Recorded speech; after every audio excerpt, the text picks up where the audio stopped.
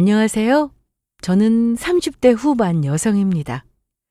암투병을 이겨내고 현재는 건강하게 잘 살고 있어요.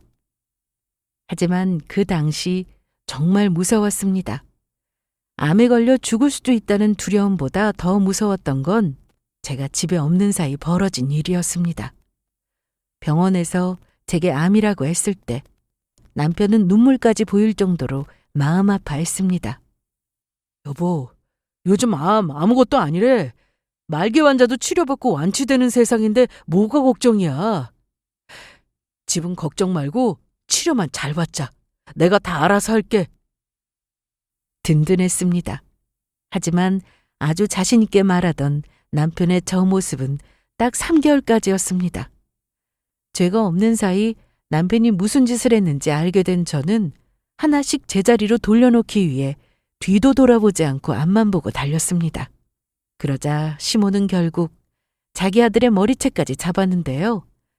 남편이 벌인 짓은 무엇이고 제가 몸이 아픈 와중에도 남편에게 어떻게 했는지 그 사연을 지금부터 들려드리겠습니다.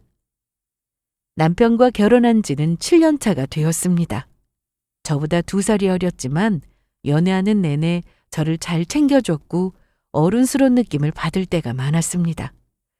그래서 결혼도 했는데 일하느라 정신없이 살았어요. 결혼 전부터 저는 개인 사업을 했었고 결혼 후 사업 확장을 하면서 더 바빠졌거든요. 그러다 돈도 좀 벌고 경제적으로 여유가 생기자 이제 아이도 갖고 싶었는데 불청객이 찾아왔습니다. 네? 그럴 리가요. 검사 다시 해볼 수 없어요? 지금 생각해보면 증상은 있었네요. 매일 피곤했고 식욕부진해 소화도 잘 되지 않았죠. 무엇보다 피로가 가장 심했는데 초저녁만 되어도 잠이 쏟아졌습니다. 일이 많고 나이가 들어서라고 생각했어요. 또 하나 이상한 건 조금만 먹었는데도 포만감이 심했습니다. 먹는 양은 적은데 복부팽만은 점점 심해졌죠. 어느 날 복통이 심해서 병원에 갔는데 뭔가 이상했는지 조영제 넣고 CT까지 찍었습니다. 일주일 뒤 병원에 다시 방문했더니 신장은 무록이라 괜찮았고 대신 산부인과로 가서 진료를 받으라고 하더군요. 대체 뭔가 싶었지만 시키는 대로 했어요. 다행히 난소나 자궁이나 모두 깨끗했다고 했습니다. 그런데도 복통은 여전했어요. 이게 문제였죠. 병원에서 이상 없다고 하여 별거 아닌가 했는데 어느 날 복통이 평소보다 달리 견디기 힘들 정도로 아프더라고요. 하필 연휴라 병원 문은 다 닫혔는데 급한 대로 남편이 문 연 병원을 찾아보니 근처 산부인과라고 해서 일단 갔습니다. 그런데 복수가 차 있다며 소견서를 가지고 응급실로 가보라고 했고 그렇게 큰 병원 응급실로 향했어요. 오랜 대기 시간이 지나고 드디어 제 차례가 되었는데 가져온 CD 판독하고 복부 사진도 찍으면서 검사도 많이 받았던 기억이 납니다. 그리고 판독 결과가 나왔는지 의사 선생님 몇 분이 오셨고 표정으로 봐서는 매우 불길했는데 왜 이런 예감은 틀린 적이 없는지. 높은 확률로 암인 것 같습니다.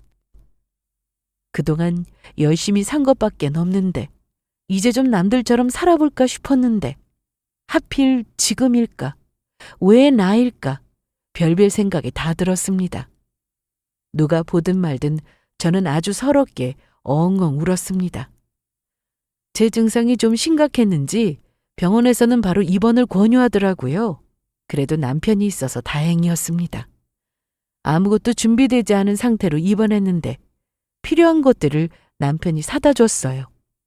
다음 날 저는 병실에서 보이는 바깥 경치를 보고 이야 좋네 이러고 있었습니다. 전날 암이라는 말에 엉엉 울어놓고 또 이러고 있는 걸 보면 이때까지만 해도 치료받으면 금방 낫겠지 하며 긍정적으로 생각했던 것 같습니다. 암튼 이날 체열을 하고 CT 촬영도 하고 바빴습니다. 복수 때문에 배는 부풀고 결국 배액관이라는 삽입술도 받았는데 예상치 못한 고통을 느껴야 했네요. 그리고 제 배에서 나온 복수는 3리터가 넘었습니다. 비워내고 끝이 아니라 차면 또 비우고 반복이었어요. 그 다음 날에도 제가 받을 검사는 많았고 복수도 계속 나왔습니다. 처음보다 양은 줄었지만 빨리 관을 빼고 싶은 생각뿐이었어요. 아직 제가 정확히 무슨 암인지 알지 못하는 상황이라 그걸 찾기 위해 PET-CT를 찍게 되었습니다.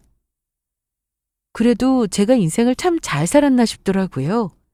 입원했다는 소식에 회사 직원들이며 친구들이며 면회를 참 많이 도왔습니다. 병실까진 못 오기 때문에 제가 로비로 내려가서 만났는데 많은 걱정과 응원과 선물도 받으니 기분이 좋았어요. 입원해 있는 동안 위와 대장 내시경도 진행했습니다. 검사 후 저는 좀 더 큰 병원으로 옮겼습니다. 옮긴 병원에서도 여전히 복수를 뺐는데 빼고 나면 좋아지는 게 아니라 복통에 현기증 그리고 기운도 없었습니다. 태어나 처음 만나보는 검사들이었기 때문에 매 순간 공포였어요. 다음엔 또 무슨 검사를 받는 걸까? 얇은 주사바늘만 봐도 심장이 두근거렸죠. 여보, 어디가? 교수님하고 면담이 있다고 해서 금방 다녀올게. 잠깐 있어. 기분이 이상했습니다.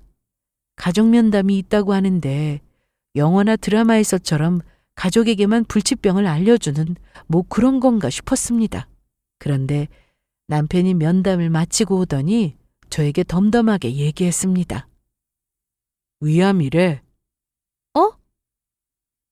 이전 병원에 했던 위대장 내시경에서 위암이 발견됐다고 했습니다. 그것도 위암 4기라고 했죠. 복막 전이도 상당히 진행된 상태라는데 남편이 너무 덤덤하게 말해서였는지 믿기지 않았습니다. 아마도 너무 놀라거나 눈물이라도 보이면 제가 더 힘들까 봐 아무렇지 않은 척 한 거라는 걸 제가 왜 모르겠어요? 그럼 나 이제 어떻게 되는 건데? 치료받으면 된대. 일단 항암 치료부터. 수술이 아니라 항암이 먼저라고 했습니다. 수술을 할 수 없는 상태라는 거였죠. 치료를 받을 수 있다는 게 어디냐 싶으면서도 이럴 줄 알았으면 돈은 덜 벌어도 실컷 놀기라도 할 걸 싶었습니다. 남편은 어떻게든 힘이 되어주려고 했는데요. 여보, 요즘 암 아무것도 아니래. 그러니까 걱정하지 마. 어? 치료받으면 다시 건강해질 수 있다니까? 같은 암이라고 해서 다 똑같이 발견되는 게 아닌 것처럼 저 같은 경우에는 발견하기 어려운 형태였다고 합니다. 그래서 그 많은 검사를 하고도 쉽게 알기가 어려웠던 거죠. 위 내시경에서 위가 딱딱히 굳은 느낌이 들어 조직 검사를 했다고 했는데 그걸로 위암 진단을 받게 되었습니다. 그렇게 저는 암 환자가 되었고 바뀌지 않는다는 사실을 빠르게 인정하고 받아들였습니다. 그리고 시간이 없다고 생각해서 뭐든 빨리 하고 싶었어요. 얼마 뒤 저는 항암 1차에 들어갔습니다. 오른쪽 쇄골 아래쪽으로 포트를 삽입하는 시술을 받았는데 그렇게 첫 항암이 시작되었습니다. 스스로도 참 긍정적인 사람이라 생각하며 살았기에 이까지 치료도 충분히 견딜 수 있을 거라 생각했어요. 하지만 지금까지 살면서 항암은 어느 때보다 힘들었고 다시는 겪고 싶지 않은 힘듦이었다고 해도 과언이 아닐 만큼 고통이었습니다. 그렇게 항암 1차가 끝났는데 그저 살고 싶은 생각밖에는 들지 않았습니다. 그래도 어쩌겠어요. 받아들여야죠. 조금씩 몸이 회복되어 갔고 몸에 달린 주사바늘도 익숙해질 즈음 다인실에 있던 저와 같이 투병하는 분들과도 친해졌습니다. 그렇게 저는 항암을 3차까지 끝냈습니다. 그리고 집에 왔습니다. 물론 다시 입원을 해야 했지만요. 그런데 하루 있어 보니 남편이 불편해하는 것 같았습니다. 친정엄마가 같이 있었거든요. 자기야, 나 진짜 괜찮은데. 그래도 나 때문에 자기까지 고생할 수는 없지. 출근도 해야 하는데 나 때문에 잠도 잘 못 자고 음식도 마음대로 못 먹고. 알았어. 나도 퇴근하고 들를게. 주말에도 가고.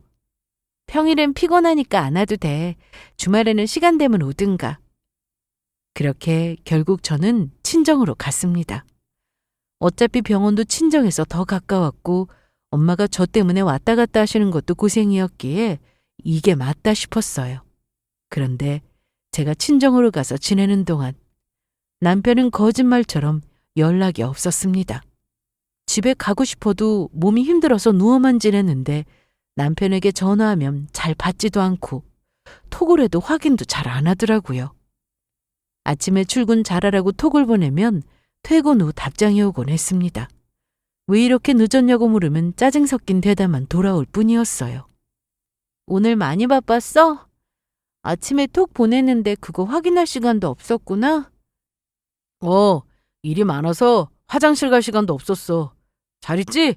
몸은 좀 어떤데? 좋아지고 있어.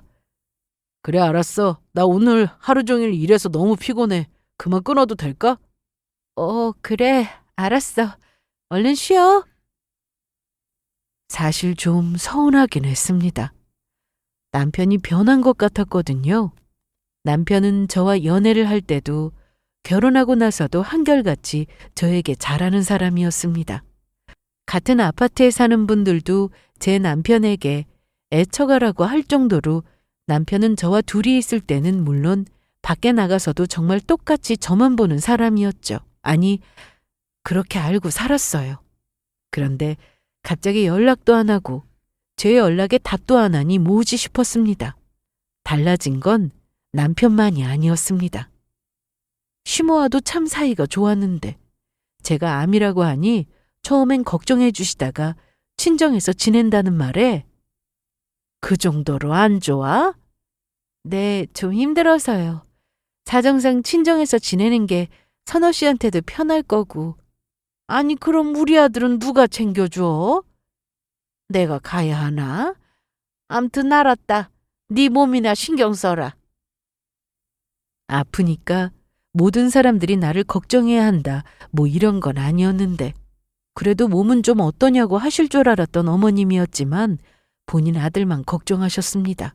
그리고 제가 친정에서 지내는 사이 시모는 저희 집에 거의 매일 오신 것 같았습니다. 시모가 문자로 오늘 김치에서 냉장고에 넣어두었다. 아들 먹을 반찬이 없길래 몇 가지 반찬도 좀 했고. 신경 써주셔서 감사합니다. 알면 됐어. 그리고 내 아들 편하라고 가는 거니까 시어머니가 집에 자주 드나드네 어쩌네 그런 말은 말고. 자기 아들 챙겨준다는데 뭐라고 할 사람이 어디 있겠어요? 감사했습니다. 그런데 시모가 저에게 하는 말과 남편의 말이 일치하지 않을 때가 있었습니다. 저녁은 먹었어? 당연히 먹었지. 회사에서 먹고 오잖아. 그런데 왜? 왜 전화했어? 아니, 그냥 밥 잘 챙겨 먹는지 해서. 집에 먹을 게 하나도 없어서 회사에서 늘 먹고 오니까 걱정 마. 나 좀 피곤해서 일찍 잘 거니까 끊어. 제가 아프기 전에는 야근하고 들어와도 저와 이런저런 얘기도 하고 제 사무실에 데리러 오기도 했는데 제 전화를 참 귀찮아했습니다. 그런데 전화를 끊자마자 시모한테 전화가 왔습니다. 네, 어머님. 잘 지내니? 네. 그럼 다행이구나. 그런데 우리 아들은 일이 바쁜가? 내가 올 때마다 집에 없어. 지금 어디신데요? 어디긴 어디야, 너네 집이지. 저번에 해둔 반찬도 그대로고. 새로 해왔는데 이건 먹으려나 모르겠네. 집에 아무도 없어요? 그래. 들어오니까 아주 깜깜해서 내가 불 켜고 반찬 넣고 이제 가려고 전화한 거야. 아들놈은 전화해도 안 받고 일이 바쁜지. 방금 전 남편은 분명 집에 왔다고 했고 피곤해서 잔다고 했는데 시모는 집에 아무도 없다고 하니 뭔가 이상했어요. 그래서 바로 남편에게 전화를 걸었는데 제 전화를 받지 않았습니다. 그리고 다음 날 아침 남편에게 전화했더니 나 어제 자기랑 전화 끊고 바로 잠들었나 봐. 얼마나 피곤했는지 씻지도 않고 소파에 잠깐 누워있다는 게 잠들어 버렸네. 그래서 어제 전화했을 때 못 받았어. 아, 그랬어? 나 이제 회사 도착했으니까 이따 또 통화하자. 뭐지 싶었어요. 어머님 얘기는 전혀 하지도 않는 걸로 봐서 분명 집이 아니었다는 건데 시모가 집에 들어와 거실에 있는 소파를 못 봤을 리도 없습니다. 그리고 저희 집에 오시면 다리가 아프다고 하시면서 늘 거실 소파에 앉으시는 분이고 현관문을 열면 소파는 바로 보입니다. 어머님 성격상 안방을 열어보지 않았을 리도 없는데 두 사람 중 한 명은 거짓말을 하고 있는 거였죠. 그래서 저는 옷도 몇 벌 챙길 겸 해서 며칠 뒤 엄마한테 집에 좀 가자고 했고 그렇게 집에 왔는데 아유 이게 다 뭐야 반찬이 다 상했네. 여기 곰팡이 폈다. 어디 봐. 정말이네.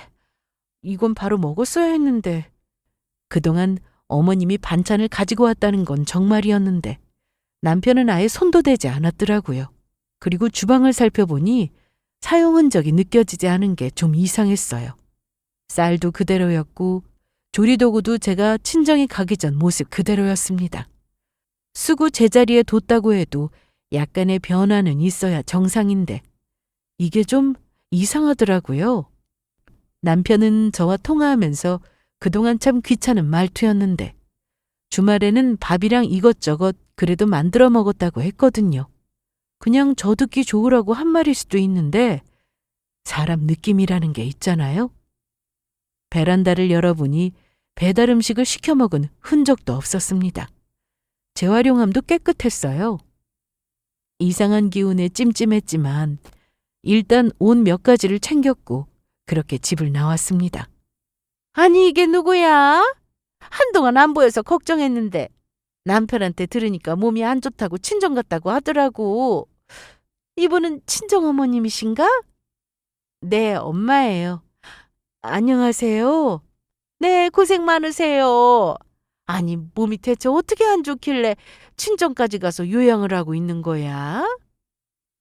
엘리베이터를 타고 1층에서 내렸는데 관리실에서 일하시는 관리소장을 만났습니다. 그동안 쭉 남자분이 하시다가 여자분으로 바뀌면서 마주치면 인사하고 친하게 지내고 있었는데 제가 아프다고 하니 걱정을 많이 해주셨습니다. 그런데 마침 잘 됐다며 갑자기 할 얘기가 있다고 하시더라고요. 엄마는 차에 가 있는다고 하셨고 저는 소장님이 대체 무슨 얘기를 하시려나 싶었는데 그 순간 다리에 힘이 풀려서 벽을 잡고 간신히 서 있었습니다. 아니 괜찮아? 응?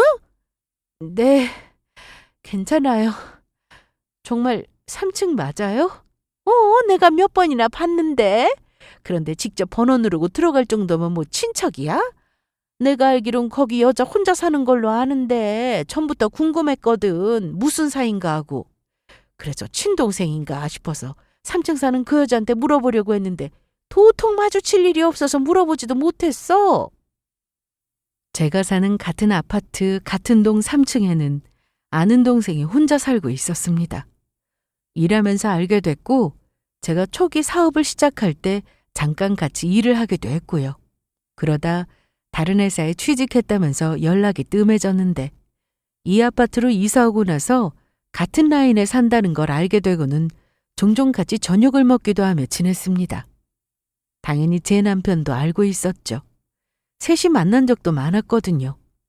그 당시 이 동생은 남자친구가 있어서 소개해준다며 넷이 저녁을 먹기도 했습니다. 저는 친정으로 가는 내내 혼란스러웠습니다. 뭐 몇 번 같이 저녁도 먹고 했으니 오며 가며 마주치면 인사도 하며 지내는 건 저도 알고 있었는데 아무리 친해졌다 하더라도 여자 혼자 사는 집에 남편이 직접 현관 비번을 누르고 들어간다는 건 생각할수록 이해되지 않는 부분이었습니다. 친정에 도착 후 저는 남편에게 전화했는데 역시나 제 전화는 안 받았고 퇴근 시간이 한참 지나고 나서야 일하느라 핸드폰을 볼 시간도 없어서 못 봤다고 했습니다. 그래서 저는 직접 제 눈으로 봐야겠다 싶어서 며칠 뒤 다시 집으로 갔습니다. 병원을 다녀야 해서 곧 친정으로 다시 갈 예정이었는데 이대로 있기엔 답답했습니다. 퇴근했다던 남편은 집에 올 시간이 되었는데도 오지 않았고 직접 3층으로 내려가 볼까 싶었던 그때 홈패드에 남편 차가 들어왔다고 알림이 떴습니다. 드디어 왔구나 싶었죠. 그런데 남편은 1시간이 넘도록 들어오지 않았습니다. 3층으로 간 겁니다. 너무 화가 나서 바로 신발을 신고 엘리베이터를 타고 3층으로 내려갔습니다. 그리고 아주 자신 있게 벨을 눌렀어요. 안에서 분명 TV 소리가 들렸는데 벨을 눌러도 아무도 나오는 사람이 없었습니다. 아마도 저인 걸 알고는 집에 없는 척을 하는 건가 싶었는데 한참이 지나서야 현관문이 열렸습니다. 어머, 언니, 어쩐 일이세요? 잘 지냈어? 이 동생은 저를 아주 반갑게 맞아줬는데 딱 봐도 어색한 표정이 보였습니다. 혼자 있었어? 아, 네. 그런데 미처 치우지 못했는지 거실 테이블에는 과일 접시와 포크 2개가 제 눈에 들어왔습니다. 저는 모른 척하고 잠시 들어가도 되냐고 물었고 동생은 내키지 않아 했지만 들어오라고 했습니다. 언니, 어떻게 지냈어요? 참, 몸은 좀 어때요? 몸? 언니 많이 아프다면서요. 치료는 잘 받고 있어요? 그런데 동생은 본인이 말해놓고 당황했습니다. 제가 동생한테 아프다고 한 적이 없었거든요. 내가 말했었나? 나 아프다고? 그랬던 것 같은데요. 그리고 딱 봐도 언니 전보다 살도 빠지고 아파 보이는데 누가 몰라요. 저는 혹시나 눈치챌까봐 그만 얘기하고 이만 가보겠다고 하고 일어났습니다. 그리고 나오면서 보니 소파에 남자 양말 한 짝이 보이더라고요. 남편의 양말이었습니다. 집안에 남편이 있다는 걸 바로 알 수 있었어요. 제가 여기저기 방을 뒤지면 남편이 나올 수도 있었겠지만 이날은 조용히 나왔습니다. 제가 체력이 안 좋기도 했고 어디 단단히 숨었는데 제가 남의 집을 뒤졌다가 안 나오면 그것도 어이없는 상황이었으니까요. 무엇보다 제가 눈치챘다는 걸 두 사람은 모르길 바랐습니다. 어떻게든 빠져나갈 구멍은 만들어줄 수 없었어요. 저는 다시 집으로 올라왔고 잠시 뒤 남편도 집에 왔습니다. 남편은 제가 집에 있으니 놀라야 하는데 그렇진 않았어요. 아까 남편도 그 집에서 제 목소리를 들었으니 집에 왔다는 걸 알았을 겁니다. 여보, 언제 왔어? 아까 그런데 좀 늦었네. 그게 오랜만에 친구가 집 근처에 왔다고 해서 얼굴 보고 오느라. 그런데 이제 좀 괜찮아? 아예 온 거야? 아니, 나 병원 가야 해서 내일 다시 친정 가야지. 아, 저는 시간이 없었습니다. 그래서 이날 남편의 핸드폰을 꼭 봐야 했어요. 무슨 짓을 해서라도. 저는 피곤하다며 남편보다 먼저 침대에 누웠습니다. 남편은 한참이나 거실에서 들어오지 않았고 핸드폰을 하는 것 같았어요. 그리고 저 모르게 깜빡 잠이 들었는데 눈을 떠보니 새벽 3시 반이었습니다. 남편은 옆에 없었고 조용히 나가보니 소파에서 잠이 들었더라고요. 기회였습니다. 남편 손에 들려있던 핸드폰을 조심스레 잡았고 폰을 들고 작은 방으로 갔습니다. 저한테 들키지 않을 거라 생각했는지 잠금도 안 해뒀더라고요. 원래 제 앞에서 핸드폰을 다 오픈할 정도로 저한테 숨기는 게 없었고 패턴이나 지문을 해두면 매번 열어야 하니까 귀찮다면서 안 해놓는 사람이었습니다. 그런데 바람을 피고 있는 중에도 여전하더라고요. 그래서 절대로 들키면 안 됐습니다. 그 순간 남편은 상간녀의 기록을 다 지울 수도 있고 핸드폰을 잠가버릴 테니까요. 암튼 이날 저는 남편의 폰에서 그동안 둘이 저 몰래 만나고 있었다는 사실을 확인했습니다. 그런데 제가 아프기 전부터 둘은 가끔 연락을 하고 지냈었습니다. 그때는 그저 안부나 묻는 정도이긴 했지만 그런 연락조차 하고 있다는 걸 전혀 몰랐기에 상당히 불쾌하더라고요. 본격적으로 만나기 시작한 건 제가 아프고 난 뒤부터였습니다. 연락은 남편이 그 여자에게 먼저 했더군요. 제가 복통으로 병원에 입원해 여러 검사를 받는 동안 남편은 상간녀에게 톡으로 제 상황을 얘기했고 그 상간녀는 제 걱정을 해주는 척하며 남편에게 많이 힘들죠 라는 답장을 보내기도 했어요. 저는 그걸 보고 놀고 있네라는 말이 절로 나왔습니다. 남편은 제가 병원에 있는 동안 상간녀에게 연락해서 만나자고 했고 집에 드나들기 시작했습니다. 유부남인 걸 알고 제 남편인 걸 알면서도 다 받아줬다는 건 그 동생도 남편에게 마음이 있었다는 것으로밖에는 보이지 않았어요. 저는 아무런 티를 내지 않고 다시 친정으로 갔습니다. 그리고 항암 사찰을 앞두고 있었습니다. 첫 항암 때 고통이 가장 심했지만 그래도 잘 견디고 있었고 컨디션도 좋게 유지하고 있었습니다. 그런데 남편의 외도 사실을 알게 되고는 몸무게가 5kg나 빠졌는데 병원에 가야 하는 날 저는 어지러워서 몸을 일으킬 수도 없었고 바닥에 기는 수준으로 간신히 정신을 붙들고 있었어요. 한마디로 몸은 만신창이었습니다. 원래 계획했던 대로였다면 이날 4차를 시작했어야 했는데 컨디션 난조로 결국 미뤄졌습니다. 마음만 급했습니다.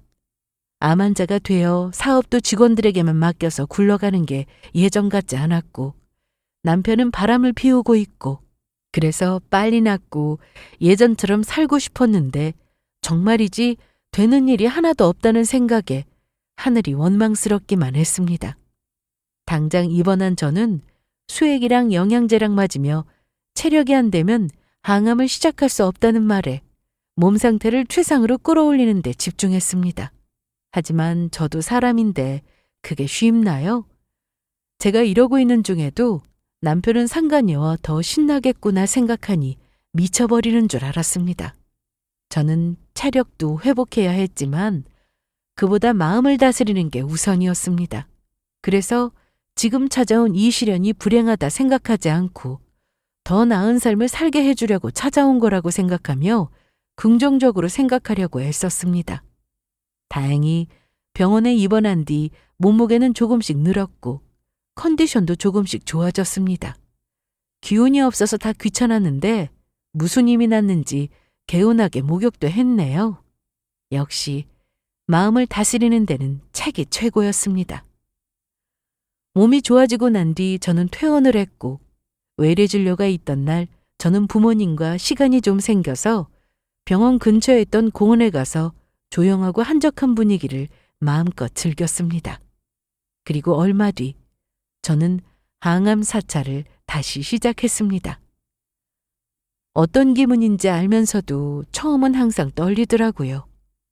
그리고 확실하게 제 컨디션이 좋아지기 위해서는 두 사람을 빨리 제 인생에서 끊어내야 한다는 사실도 알게 됐습니다. 그래서 저 스스로 마음 정리를 했습니다.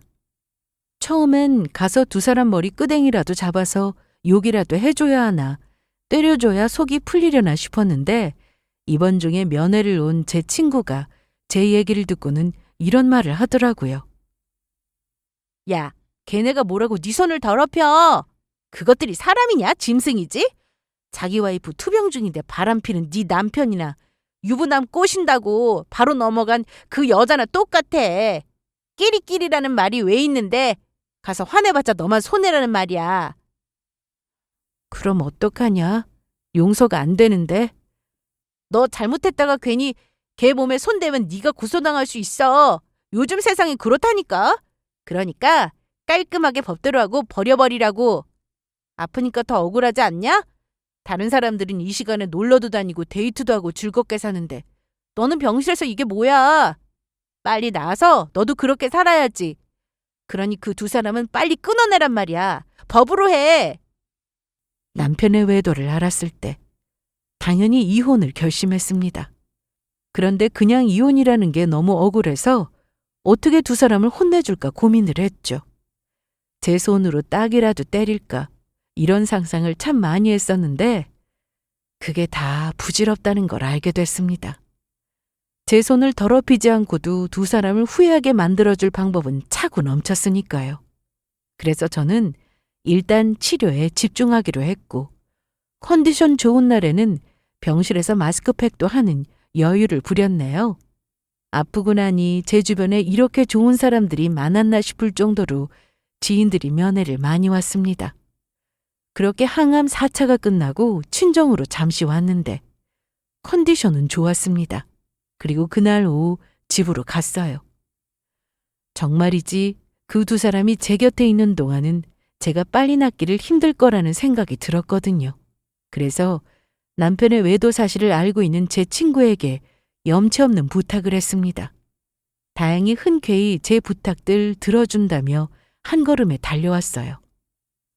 남편 차에서 블랙박스를 확인하는 걸 친구에게 해달라고 했습니다. 제가 몸이 이러니 한 번에 많은 일을 할 수는 없었습니다.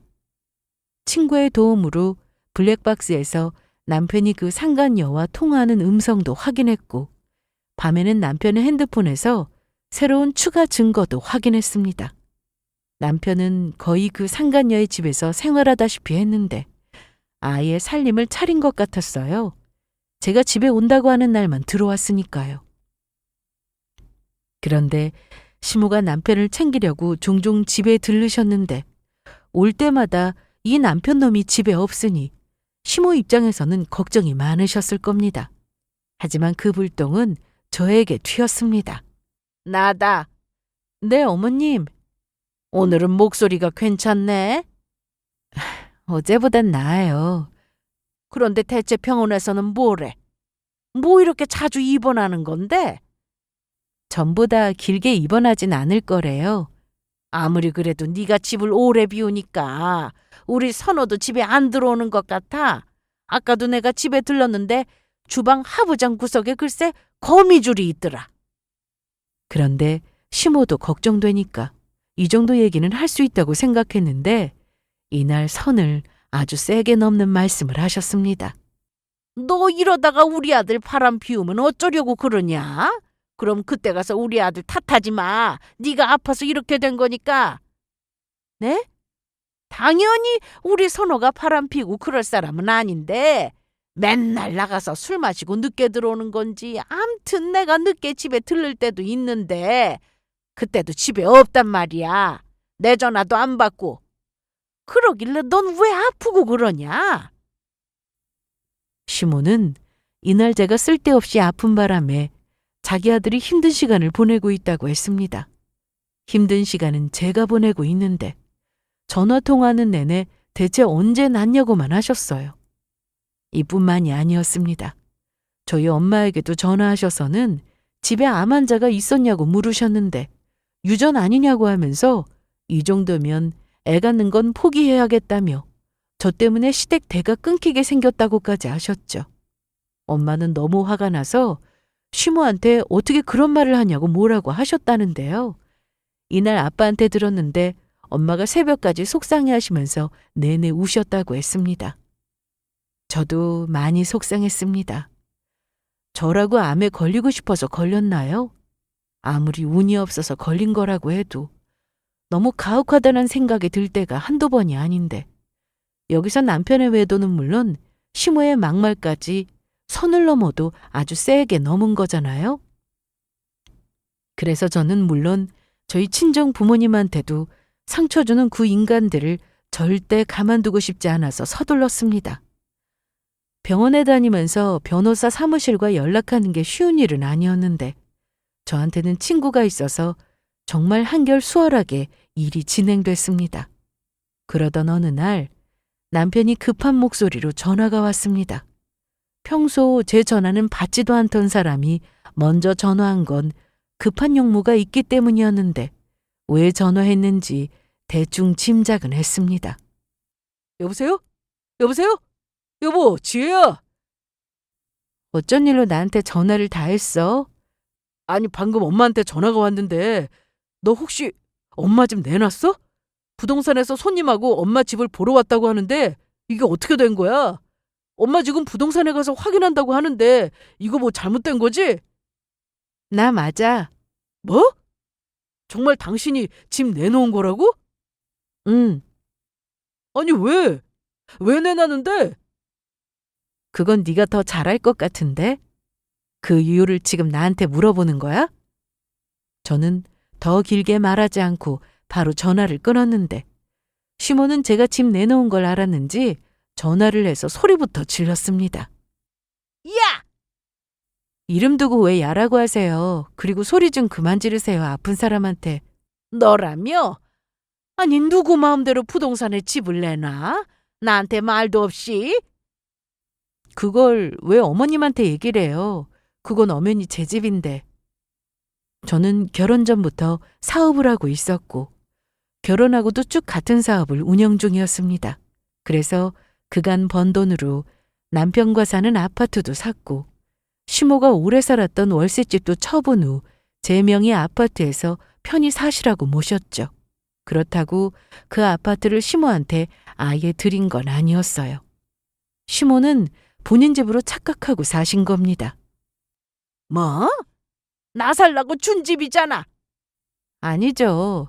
그 집은 제가 남편하고 결혼 전에 제가 열심히 일해서 번 돈으로 마련한 집인데요. 어머님이 월세 내기 힘들다고 하셔서 편히 사시라고 그 집에서 지내시라고 한 거라고요. 아니 그런데 이렇게 갑자기 집을 내놓는 이유가 뭐냐? 응?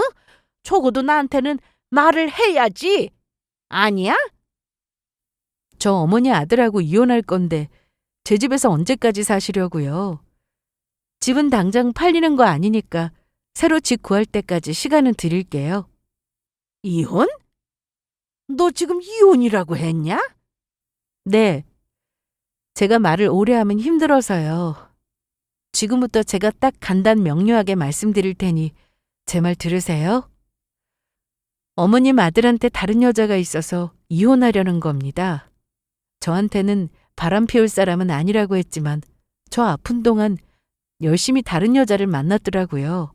그리고 어머님한테 잘된 일 아니에요? 무슨 소리야? 저희 엄마한테 그러셨잖아요. 저 때문에 애 갖는 건 포기해야겠다며 시댁태가 끊기게 생겼다고 어쩔 거냐고. 그러니 잘된 일이죠. 지금 어머니 아들이 만나고 있는 여자하고 재혼시켜서 손주도 보시고 하세요. 그럼 이만 끊을게요. 이대로 소송을 시작하면 됐는데 그날 저녁 시모가 친정까지 찾아왔습니다. 그런데 혼자 온 게 아니었어요. 누군가 현관벨을 계속 눌렀고 문을 손으로 치는 소리도 들렸습니다. 아니 이 시간에 누구지? 올 사람도 없는데. 잠깐만, 이게 누구야? 김서방 아니야? 뭐? 그 인간이 여긴 왜 왔어? 옆에 어머님이네? 그런데 홈패드로 보니 화면에 시모와 남편 얼굴이 잡혔는데 시모가 남편 머리를 잡고 있는 것처럼 보였습니다. 현관문 두드리는 소리가 너무 시끄러워서 엄마가 일단 문을 열었는데 늦은 시간에 실례가 많았습니다. 아니 이게 지금 엄마, 일단 놓고 말해요. 머리카락 다 빠져요. 시모는 남편 머리채를 잡고 들어왔는데 자기 아들 감싸줄 줄 알았지만 그런 모습은 전혀 없었습니다. 지혜야, 내가 얘 잡아왔다. 오는 길에 아무리 물어봐도 자기는 그런 적 없다는데. 진짜라고. 내가 무슨 바람이야. 조용히 안 해? 네가 뭔가를 하긴 했으니 지혜가 집까지 내놓는 거 아니냐? 아니 여보, 엄마한테 뭐라고 한 거야? 내가 무슨 여자가 있다고 그래? 바람 안 피웠어? 내가 바람 피울 시간이 어디 있어. 매일 야근해서 들어오면 자기 바빴는데. 어디서 잤는데? 집에서 잤자 어디서 자? 301호 아니고? 뭐? 여자 혼자 사는 집에 그것도 그 집 현관 비번은 어떻게 알고 매일같이 그 집을 들락거렸을까? 아니 그거는. 내가 이 몸으로 널 미행이라도 했을 것 같아? 바람을 피우려면 좀 안 들키게 하든가. 지혜야, 내 말을 왜 안 들어보는 건데? 거기 주희 씨가 뭐 고칠 게 있다고 해서 내가 잠깐 들러서 그것만 해주. 아, 그래? 뭘 고쳤는지는 별로 궁금하지 않네. 그렇게 당당하면 법대로 하자. 아니 너 아무 말 못하는 거 보니까 사실이야? 응? 아이고 이놈아, 어디 할 짓이 없어서 바람이나 피우고. 너 어쩔 거야? 엄마 이대로 길바닥에 나앉게 생겼는데 어쩔 거야? 너도 나가. 내 집에서. 나 항암 치료받고 살 빠져서 집에 왔을 때 박주희 걔한테 내가 징그럽다 보기 싫다. 환자랑 같이 사는 거 짜증난다고 그랬잖아. 이혼해준다는데 좋지 않아? 왜? 이혼은 하고 싶은데 여태 누리던 거 못 누리고 쫓겨나게 생겨서 그건 또 싫어? 남편은 한 직장에 오래 근무했는데 월급이 많은 편은 아니었습니다. 그런데 제 사업으로 버는 돈만으로도 충분히 생활이 가능해서 남편은 자기 월급으로 정해진 공과금 내고 나머지는 자기가 관리했어요. 그동안 참 한량처럼 살았던 남편이라 저와 이혼하면 손해본다는 생각이 가장 먼저 들었을 겁니다. 그리고 이혼을 하더라도 뭔가 준비를 했어야 했는데 제가 불시에 시모집을 내놓고 이혼 얘기도 먼저 꺼내니 당황할 수밖에요. 그러자 남편은 저희 부모님이 보고 있는 앞에서 잘못했다고 비일기 시작하는데 아빠가 이날 아주 크게 화를 내셨습니다. 자네 성실한 거 보고 내 딸 결혼시켰는데 이게 대체 뭐 하는 짓이야? 어? 당장 여기서 나가! 아버님, 잘못했어요. 저도 억울해요. 그날 그냥 밥 한 끼 먹으려고 만난 것뿐이었는데 지혜 없이 혼자 밥 먹으려니까 들어가지도 않고 해서 밥 먹자고 만난 건데 걔가 자기 집에 가서 커피 한 잔 하라고 가라는 바람에 그걸 지금 말이라고 하고 있나? 정신이 똑바로 박힌 사람이면은 가정 있는 사람이 애초에 왜 다른 여자를 만나? 당장 나가! 지혜야, 잘못한 건 선호인데 나까지 이러는 건 제 집에서 계속 사시려고요? 그럼 내가 어딜 가? 그걸 왜 저한테 물으세요? 어머니 아들한테 물어보셔야죠. 정 갈 곳 없으시면 둘이 살림 차린 집에 가시면 되겠네요. 내 인연을 그냥 거기가 어디냐? 3층이랬지? 301호? 이날 시모는 301호를 중얼거리며 급히 나가셨고 그 집에 갈 거라는 걸 안 남편 역시 시모를 쫓아나갔습니다. 너 이런 일이 있었으면 진작에 말을 했었어야지. 걱정하실 게 뻔한데 어떻게 말씀드려요? 그리고 얘기하면 아빠가 가만히 있으실 분도 아니고. 당연하지. 혼쭐을 내줘야지. 뭐하러. 법으로 해도 충분한데 내 눈에 눈물 나게 하고 잘 살 것 같아요? 이제 평생 후회하고 살겠지. 똑같은 사람 만나든지. 나 치료받으면서 이미 마음 정리 다 했어요. 변호사한테도 다 얘기해서 알아서 준비해준다고 했고 곧 소송 시작할 거니까 그렇게 아세요. 안 해봤자 저한테 좋을 거 하나도 없었고 시모의 반응이 참 예상외라서 그게 좀 당황스럽긴 한데 그래도 결과는 뻔했습니다. 며칠 뒤 남편에게 전화가 왔는데 그날 한바탕 난리가 났다고 했습니다. 시모가 상간녀 집으로 쳐들어가서 다짜고짜 뺨을 때리고 머리채를 잡고 흔들면서 앞집에서는 큰일 난 줄 알고 경찰까지 불렀다고 하더라고요. 그러면서 상간녀가 폭행죄로 시모를 고소한다고 했다며 그걸 또 제 탓으로 돌리는 게 기가 막혔습니다. 내가 가서 그렇게 하라고 했어? 그래도 네가 말하지 않았으면 이런 일 없잖아. 진작에 나한테 먼저 말했으면 우리들이 충분히 해결하고. 야, 나 아프다고 내가 완전히 다른 사람이 됐다고 생각하는 거야? 정신 차려. 몸만 이렇지 난 똑같아. 바람 피우고 나랑 뭘 해결하는데 네가 잘못했다고 하면 그래 알았어. 내가 이래야 해? 남편은 저와 이혼하면 잃을 게 너무 많은 사람이었습니다. 자기 엄마 살 집도 없고 현재 사는 집에서 나가야 했죠. 상간녀도 얼마 뒤 저를 따로 찾아와서 미안하다며 이사를 간다고 했는데 언니, 미안해요. 저 이사 갈게요. 그래, 잘 가. 다시는 이 동네에 나타나지 않을게요. 그러니까 소송은 하지 말라고? 네. 나 어때 보여? 왜 말 못해? 많이 아파 보이지? 암 환자라서 그래. 이 몸으로 너네 소송까지 신경 쓰느라 내가 지금 너무 힘들거든? 그러니까 앞으로 이렇게 찾아와서 잘못했다 봐달라. 이런 쓸데없는 말 하지 마. 서로 시간 낭비니까. 그런데 뭐 네가 딱히 할 건 없겠다. 둘이 무슨 짓 했는지 내 손 안에 다 있거든. 저는 이혼 소송과 상간녀 소송 둘 다 동시에 진행했습니다. 좋은 변호사님을 만나서 소송도 잘 진행되었고 저한테 증거를 아주 잘 모아왔다고까지 하셨죠. 아픈 몸으로 남편 핸드폰이나 뒤지고 있을 땐 이게 뭐 하는 짓인가 싶었는데 이렇게 도움이 되더라고요. 그 사이 저는 병원에 다시 입원했습니다. 항암을 하면서도 저는 검사를 참 많이 받았는데 손끝이 벗겨지는 부작용 말고 크게 안 좋은 것도 없었어요. 그런데 한 가지 안 좋은 소식이라면 재산 분할이었는데 남편을 몸만 내쫓고 싶었으나 그래도 기여도라는 게 있어서 제 명의 집이고 남편이 바람을 피웠어도 재산 분할을 하더라고요. 물론 남편이 주장하는 만큼 절반의 금액은 아니었어요. 대신 남편과 상간녀는 저에게 위자료를 지급하라는 판결이 나왔습니다. 소송은 빨리 끝나지도 그렇다고 아주 길지도 않았습니다. 하지만 듣던 대로 이혼하는 과정은 아주 지저분했습니다. 그래도 그렇게 힘들진 않았습니다.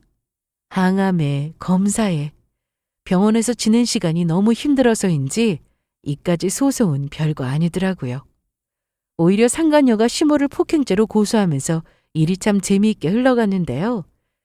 남편은 중간에 껴서 이러지도 저러지도 못하는 모습이 아주 우스웠습니다. 그렇게 소송이 마무리되고 난 후 저는 한결 홀가분해졌고 이제 치료에만 집중하면 된다는 생각에 컨디션도 그야말로 최상이었습니다.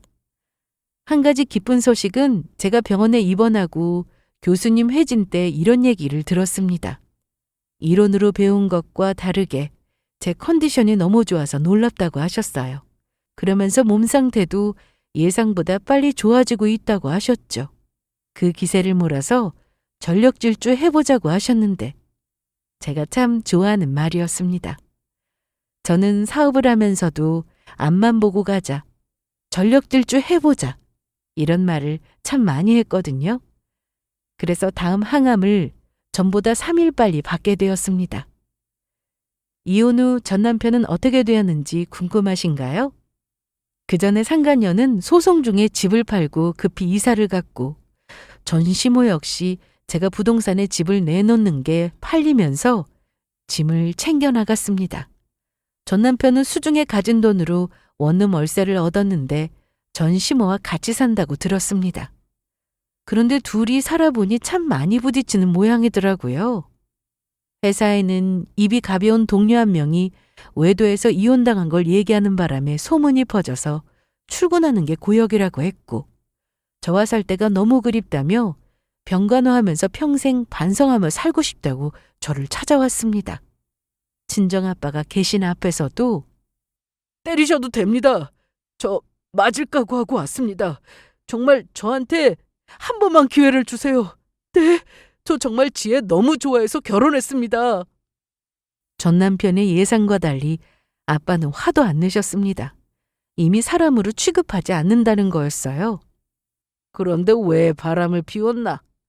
한번 그런 실수를 했는데 또 안 걸으라는 법이 어디 있나? 내 딸 힘들게 하지 말고 다시는 오지 말게. 이런 반응에 전 남편은 더 허망했는지 저를 보고 다시 시작하자는 헛소리를 해댔는데 저 역시 무시했습니다. 옆에서 무슨 말을 하든 무시하니까 전 남편은 더욱 망연자실한 표정으로 나가더군요. 아무것도 아닌 존재라고 느껴질 때 사람은 가장 우울하고 괴로운 법이잖아요. 저는 그동안 살면서 기적이라는 말을 믿지 않았습니다. 그런데 제 인생에 기적이 일어나고 있었습니다. 의사 선생님은 저한테 안색도 너무 좋고 환자 같지 않다고 하셨는데 빈말이라고 하기엔 제가 거울을 봐도 정말 그랬고 제 몸 컨디션도 좋았기에 이대로 치료받고 정말 빨리 다 나을 수 있을 거라는 희망이 보였어요. 그렇게 저는 다음 항암도 무사히 잘 마쳤고 병실에만 있다가 엄마 손에 끌려 나와 병원 주변 산책도 했습니다. 그런데 그거 아세요? 아프기 전에는 매일 보는 하늘이 똑같다고만 생각해서 잘 보지도 않았는데 아프고 나니 병실 창문으로 보이는 하늘이 어찌나 예쁘던지 매일 아침 눈을 뜰 때마다 선물처럼 느껴졌습니다. 여러분들도 매일 주어지는 하루가 선물이라고 생각하시면 하루를 좀 더 알차게 소중하게 보내게 되지 않을까 싶어요. 저는 앞으로도 그런 생각으로 하루를 맞이하려고 합니다. 그럼 제 이야기는 여기서 마칠게요. 들어주셔서 감사합니다.